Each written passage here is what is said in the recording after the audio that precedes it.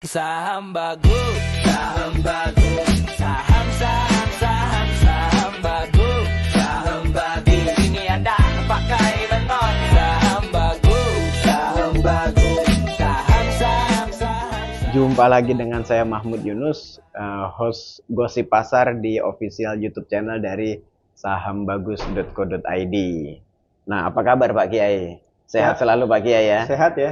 Salam cuan investor Indonesia. Ya, sesuai baju saya warna hijau. Ya. Lagi bullish. Nah, semoga ke depan market terus bullish Pak ya, bullish. Sesuai warna hijau. Ya, dan celana saya juga hijau juga kebetulan. Jadi seragam.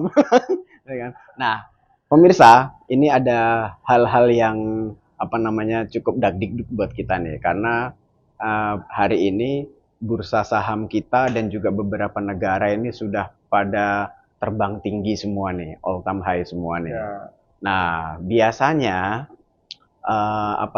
kalau sudah mentok begini nih, ini juga harus waspada, terutama para trader juga harus mewaspadai. Ya. Karena hal yang sama juga terjadi dengan Bitcoin. Jadi pada saat Bitcoin itu tinggi, karena ini salah satu aset berisiko, dia juga bisa turun dengan dadakan. Nah, sejak 2 pekan terakhir ini, Bitcoin itu mengalami penurunan. Nah, apakah logika Bitcoin ini juga masuk ke logika bursa, Pak Yai? Nah, kira-kira apa saja cirinya dan apa yang harus dipersiapkan investor retail Indonesia menghadapi kemungkinan tersebut? Ya, oke. Kita awali dengan satu pepatah. Sesuatu yang naik tinggi itu pasti akan koreksi. Sesuatu yang naik, yang turun dalam itu pasti akan bangkit. Betul. Jadi teman-teman kalau kondisinya lagi seperti ini, lagi bearish ya. Kok bearish? Lagi bullish ya. Maka teman-teman harus ingat, sesuatu yang naik tinggi itu pasti akan koreksi. Akan terkoreksi. Ya, jadi benar. Bursa-bursa dunia itu sekarang lagi all time high. Betul. Dikala Bitcoin itu terpuruk kan gitu. Nah, kemudian Indonesia juga sama ini. Jadi sejak Januari sampai dengan November ini kita sudah mengalami 7 kali all time high. Ya, jadi Januari sampai dengan September itu 1 kali all time high. September sampai dengan November ini 6 kali all time high gara-gara Pak Purbaya efek gitu loh. Jadi kemarin itu ditutup di 3.380 ya, hampir 3.500. Hampir 3.500. Nanti diprediksi 9.000. Prediksinya 9.000. Luar biasa. Tapi siapa tahu kemudian ada yang selling on news. Ada yang taking profit. Betul. Ada yang taking profit, bisa jadi kemudian bursa kemudian anjlok. Jadi kalau saya cenderung teman-teman kalau lagi bullish seperti ini ya, teman-teman, saya selalu ingat kata-kata Warren Buffett yang selalu saya ulang-ulang di sini adalah ketika semua orang optimis, kita harus yang paling pesimis. Artinya pesimis itu kita siap-siap, bukannya gaspol gitu loh. Tapi ketika orang-orang pesimis, kita harus paling optimis. Gitu. Dalam artian kita sedia uang cash buat serok saham-saham bagus yang lagi jatuh di bawah gitu loh, Pak. Itu dia. Menariknya di situ, Pak ya. Nah, jadi kalau saya sekarang trading plan saya sekarang justru lebih hati-hati, Pak. Karena ini antara risk and reward-nya itu sudah tidak tidak sepadan gitu. Jadi resikonya terlalu gede karena sudah mau deket all time high 9.000 kan. Sedangkan chance-nya koreksi itu lebih besar ke bawah. Waduh. Gitu. Jadi return-nya segini, resikonya segini, Pak. Waduh. Gitu. Worry juga nih ya. Worry juga gitu ya. Kalau kemudian bubble atau gelombang ini bisa pecah. Kenapa disebut dengan bubble atau gelombang, Pak? Itu karena awalnya adalah di bursa saham Amerika. Jadi di bursa saham Amerika itu harganya sudah tidak wajar. Terutama saham-saham teknologi yang disebut dengan Magnificent Seven. 7 7 perusahaan teknologi yang super power. Betul. Ya, ada Apple, Apple pasti ada di situ. Amazon, Iya. ada Meta, ada Alphabet, dan ada Microsoft. Iya. Kemudian ada Tesla dan ada Nvidia. Jadi ada 7 namanya The Magnificent Seven. Nah, ini harganya udah nggak masuk akal, Pak. Udah pernya, PBV-nya tuh udah berkali-kali lipat, bahkan ribuan kali. Iya. Nah, Dan itu juga terjadi di bursa kita. Lihat aja saham-sahamnya Pak Prayogo Pangestu. Iya. Itu pernya udah 2000 kali. Gitu. Artinya apa? Perlu 2000 tahun untuk kembali modal, Pak. Nah, ada cuan, ada PTRO, kemudian ada BRPT, kemudian saham-saham Haji Isam seperti JAR, seperti TB itu malah naik 3000%, 5000% kan gitu kan Pak ya. Nah, artinya itu seperti gelembung. Gelembung itu suatu saat bisa saja pecah, meledak ya, tersulut sesuatu, tek gitu. Gitu. Nah, terus apa nih Pak ya yang harus disiapkan para investor retail terhadap hal ini? Ya, yang harus disiapkan ya sering-sering baca berita. Nah, beritanya ada di sahambagus.co.id. Nah, itu setiap hari kalian harus memantau perkembangan market ya. Dibaca di situ dan nanti banyak analisis-analisis yang disampaikan Pak Kiai juga. Bukan cuma analisis tapi juga berita-berita yang kita kumpulkan dari seluruh Indonesia dan seluruh dunia, Pak. Seluruh dunia. Nah, salah satu berita yang baru tayang hari ini itu hari Minggu tanggal 9 November ya. Baru muncul satu artikel di sahambagus.co.id gitu. Di situ dikatakan bahwa kemarin tuh di Singapura baru aja ada financial summit. Jadi baru ada pertemuan tingkat tinggi dunia yang ngebahas keuangan dan ekonomi dunia. Nah, di situ ada satu pernyataan dari direktur DBS Bank. DBS Bank itu perusahaan itu bank paling gede se-Asia Tenggara. Namanya Mr. Tan Sushan. Nah, itu dia mengatakan bahwa hati-hati nih, ya, bisa saja bahwa pasar Asia dan Asia Tenggara ini bisa pecah. Ya, sebentar, saya masuk ke dulu ya ke sahambagus.co.id sambil saya bacakan. Gitu. Betul, silahkan dibacakan. Nah, Pak Yai. Di sahambagus.co.id ya, CEO DBS Bank ini yaitu Tan Sushan memperingatkan para investor untuk bersiap menghadapi gejolak besar keuangan global di tengah valuasi saham Amerika yang kian tinggi. Ia menilai volatilitas akan menjadi tema besar dalam beberapa waktu ke depan. Kami telah melihat banyak volatilitas di pasar, bisa di ekuitas, bisa di suku bunga atau valuta asing, ujar CEO DBS tersebut seperti dikutip CNBC Internasional hari ini Sabtu 8 November. Saya memperkirakan volatilitas ini akan terus berlanjut loh. Jadi kalau direktur DBS Bank sudah ngomong kayak gitu, nah itu berarti Anda juga harus hati-hati teman-teman gitu peringatan ya. Dini, peringatan dini nih, jangan all in ini, bahaya ini ya. Ya, itu disampaikan beliau di Global Financial Leader Investment Summit di Hong Kong pekan ini. Oh, bukan di Singapura, tentangnya di Hong Kong ya. Bahkan ya CEO Morgan Stanley namanya Ted Pick itu memperkirakan penurunan saham itu atau penurunan indeks itu, misalkan indeks Hang Seng atau Nikkei Nasdaq, atau gitu Kospi, Nasdaq ataupun ini indeks dunia itu bisa 10 sampai 20% kira-kira 12 hingga 24 bulan mendatang. Jadi crash-nya itu kira-kira 12 bulan 2026 atau awal 2027 sampai 2027 itu hati-hati gitu ya. Hati-hati, ngeri-ngeri sedap ini ya para investor retail. Ya, gitu. Nah, peringatan Mr. Tan yang DBS tadi itu sejalan dengan pandangan dan Dana Moneter Internasional IMF. serta serta sejumlah gubernur bank sentral dunia termasuk Jerome Powell dari The Fed dan Andrew Bailey dari Bank of England yang menyoroti resiko dari harga saham yang sudah terlalu tinggi. Nah, itu ya. Nah, itu kita sarikan di sahambagus.co.id. Ada itu, tinggal teman-teman baca aja. Saya juga ini baca juga. Jadi saya tiap hari ya baca juga gitu loh ya. Nah, ada yang menarik lagi bahwa teman-teman ini menurut CEO ya, bank nomor 1 terbesar di dunia, yaitu JP Morgan Chase. Jadi JP Morgan Chase ini merger antara JP Morgan sama Chase Manhattan. Jadi merger jadi satu bank yang paling gede.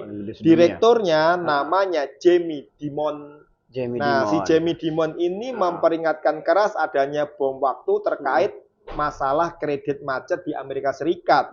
Peringatan ini merujuk pada masalah kegagalan bayar perusahaan pembiayaan mobil yakni Tricolor dan juga produsen suku cadang kendaraan yang bernama First Brand ya. Dimon khawatir masalah 2 kasus sebelumnya ini bukan yang terakhir. Ya, dia mengatakan ibaratnya seperti ini, kalau ada kecoak muncul satu, itu bukan berarti kecoaknya cuma satu. Di belakangnya banyak kan gitu. Artinya 2 kegagalan bayar perusahaan pembiayaan di Amerika ini bisa jadi kemudian ribuan perusahaan di belakangnya Amerika ini kan akan ambrol. Kalau Amerika ambrol, dunia ambrol, Indonesia ikut ambrol gitu loh. Nah, itu yang paling berbahaya ya. Seperti itu, Pak. Apakah di Amerika itu juga ada kaitannya dengan shutdown-nya pemerintahan Trump? Nah, benar. Ya. Silakan Pak Yai. Ini kan isunya masuk 2 hari lalu atau 3 hari lalu masuk ke hari ke-36. Biasanya kan cuma 35 hari nih mereka nih. Seperti Trump pada saat jadi presiden pertama kan itu 35 hari aja tuh shutdown. Sekarang udah mau 40 hari lebih. Iya, ini udah 36 ke atas, hampir 40 hari. Ya, apakah betul. ini juga mempersuram pasar keuangan atau bursa di Amerika? Silakan. Ya, jadi ketika kemarin The Fed Jerome Powell itu menurunkan suku bunga 0,25%, itu sebenarnya dia menyetir buta, dia bilang. Jadi dia itu nggak dapat update data pengangguran, data inflasi, dan data consumer index dari Amerika yang terbaru. Dia masih menggunakan data bulan September gitu kan. Karena apa? Karena ya badan statistiknya pegawainya nggak masuk kantor semua, wong nggak digaji kan gitu kan ya. Nggak seperti Amerika yang pegawainya kagak dibayar udah 40 hari, terus kemudian kantor-kantornya tutup semua. Kita semiskin-miskinnya kita ini kita nggak pernah orang PNS itu telat bayar. Jadi Amerika itu lebih tidak hebat daripada Indonesia. Betul. Jadi Indonesia itu justru lebih hebat lah ya daripada Amerika, luar biasa secara ketahanan. Mereka sudah ada beberapa bank yang kolaps, teman-teman. Jadi di tanggal 16 Oktober kemarin itu ada kejadian 2 bank kelas menengah lagi. Ya, sebelumnya udah ada sekitar 2-3 bank. Ini ada yang bangkrut lagi yaitu Western Alliance Bank Corporation Arizona dan Zion Bank Corporation dari Utah ya. Nah, itu juga bahaya juga gitu loh ya enggak. Nah, ini saya takutnya seperti dulu ada krisis tahun 2008, Pak, namanya Supreme Mortgage Loan. Ingat nggak waktu zaman Sri Mulyani masih jadi Menteri Keuangannya Pak SBY. Iya. Nah, itu di Supreme Mortgage Loan itu awalnya juga krisisnya di Amerika. Krisis karena gagal bayar derivatif KPR di Amerika. Jadi orang Amerika itu pinjem KPR. Kemudian KPR ini dibikin surat hutangnya. Nah, surat hutangnya ini dijual belikan lagi dan default, gagal bayar gitu. Akhirnya gulung gitu. Sama dengan surat SK PNS atau CPNS ini berarti ya? Oh enggak beda ini ya? Produk derivatif bank. Jadi kalau di Amerika itu banyak produk derivatif yang kemudian diturunkan dari produk aslinya. Contohnya ya future itu loh. Anda beli future misalkan Bitcoin, Anda beli di pasar spot, beli koinnya. Tapi di pasar future Anda kan nggak beli koinnya. tapi Anda beli kontraknya terhadap Bitcoin. Nah, ngomong-ngomong soal Bitcoin, aku jelasin sedikit kenapa Bitcoin itu turun. Nah, yang seperti dikatakan oleh Mas Mahmud tadi, dan juga ada kaitannya dengan yang saya namakan, saya sebut pasar derivatif itu. Dulu itu Bitcoin itu lebih banyak orang beli koinnya. Jadi cryptocurrency itu orang lebih banyak beli koinnya daripada kontrak koinnya atau future-nya. Nah, sekarang kebalikannya, 92% orang itu beli kontrak future-nya, bukan beli koinnya. Akhirnya bisa dipermainkan sama bandar. Akhirnya mereka pada kolaps, pada hancur lebur. Karena mereka bermain future. Jadi hati-hati buat teman-teman yang bermain future. Tobatlah sebelum kamu bangkrut. Nah, ini early warning dari Pak Kiai ini. Iya. Makanya kita trading saham aja. Saham nggak ada future-nya, saham nggak ada short selling-nya, teman-teman. Jadi relatively aman, dan saham Indonesia cukup resilient ya. Indonesia itu tahun ini IHSG-nya naik 16,7%, Pak. Luar biasa. Salah satu yang tertinggi di Asia, Pak. Nah, jadi takutnya itu adalah default-nya pemerintah Amerika, default-nya kemudian orang Amerika yang kemudian tidak punya daya beli, akhirnya inflasinya naik, tapi si Jerome Powell juga nggak mau nurunin suku bunga katanya. Jadi very complex, plus political Amerika yang kacau balau. Bisa jadi kemudian dalam suatu titik, kemudian orang-orang pada sell off saham-saham teknologi yang Magnificent Seven itu. Tiba-tiba orang jual, gitu ya. Nah, pasti kan akan turun, gitu ya. Nah, begitu crash, kan pasar dunia ini kan interkoneksi. Indonesia kena dampaknya. Nah, tuh. Siap. Mewaspadai hal itu, apa saja yang harus disiapkan oleh trader, Pak Yai? Selain tadi, ya siapin cash, ya kan, siapin apanya. Nah, jadi memantau juga pergerakan dari saham bagus dan informasi lainnya, ya kan, sehingga mereka bisa bisa tetap selamat lah dalam kondisi ancaman bubble bursa itu. Ya, betul. Ya, memang memprediksi masa depan itu caranya dengan merencanakan masa depan. Nah, itu dia. Menarik tuh, Pak ya. Kalau trader harus merencanakan masa depan kayak apa tuh, Pak? Kalau sudah tahu kondisinya yang tadi sudah saya bilang bahwa ini menuju puncaknya, ribetnya itu lebih kecil daripada risikonya, ya toh? Maka teman-teman juga harus lebih berhati-hati. Ibaratnya gini, kalau kemarin itu full throttle, ya benar-benar full power, ya kalau bisa sekarang agak santai-santai. Ngerem-ngerem dikit lah ya. Jangan semuanya dimasukin ke saham. Misalkan Anda punya duit 100 juta masuk saham semua, jangan. Yang dimasukin cuma 50%-nya aja. 50%-nya silakan amankan di instrumen investasi yang lain. Ya, contohnya emas ya. Anda beli emas batangan misalkan ya. Itu masih akan naik sampai dengan 2026, 2067 sepanjang keadaannya masih kacau seperti ini, emas akan naik ya toh. JP Morgan memperkirakan harga emas itu akan naik 25% lagi. Dari harga sekarang ya? Ya, kemudian di harga 4.500, bahkan ada yang memprediksi lagi di harga $5.000 per troy ounce. Sekarang ya, kan sekarang harganya di bawah 4.000 ya, 2.900. Jadi kalau upside-nya 1.000, ya masih Anda bisa lah dapat 25-30% cuan. Tapi yang paling penting adalah Anda tidak menjadi korban crash bursa saham yang bisa terjadi sewaktu-waktu. Terutama juga hindari juga saham-saham yang sudah bubble ya, sudah harganya terlalu tinggi gitu. Nah, kalau saya kan memang seorang daily trader, saya tidak megang saham itu enggak lama-lama. Pokoknya kalau udah untung saya TP untung 2,5%, saya TP 5%, saya TP ya. Khususnya yang valuasinya udah tinggi banget ya, seperti tadi yang saya bilang saham brand, saham cuan, ya, saham PTRO, itu sudah terlalu tinggi ribuan persen cuan, itu bahkan sampai 2000% pernya gitu kan. Kemudian sahamnya Haji Isam itu yang tinggi banget ya, ada TB, ada JAR gitu kan.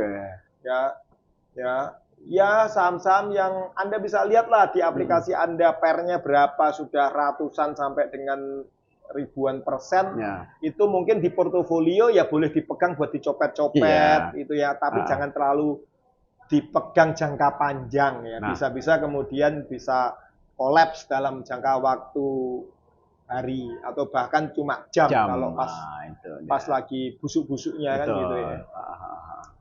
Sip, baik Pak Yai, terima kasih atas nasihat-nasihatnya, terima kasih guidance-nya buat para investor retail Indonesia. Baik, terima kasih pemirsa, salam cuan untuk investor retail Indonesia. Salam cuan investor retail Indonesia. Saham bagus, saham bagus, saham